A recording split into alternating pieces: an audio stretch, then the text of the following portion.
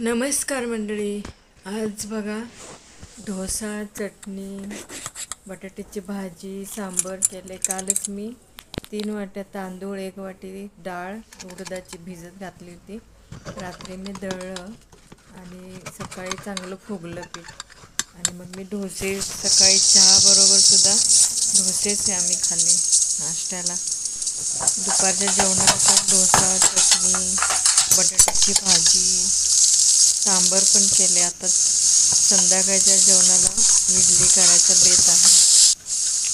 तर बघा डोसे कसे वाटले तुम्हाला. बटाट्याची भाजी आमच्या इकडे बटाटे जास्त खात नाही आहे, म्हणून मी जास्त करत नाही बटाट्याचं काहीच. आज मी डोशामध्ये बटर लावून मी शेकलेले.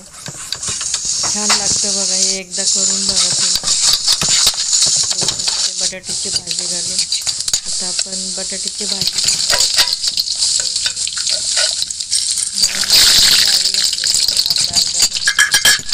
हरभऱ्याची डाळ आणि उडदाची डाळ घातलेली,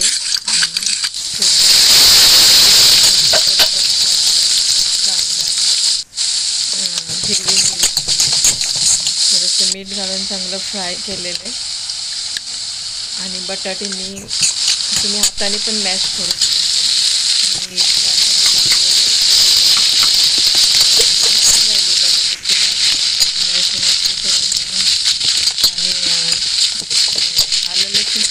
घातलेले फोडणीला करून कोथिंबीर घालायची आणि सर्व करायची.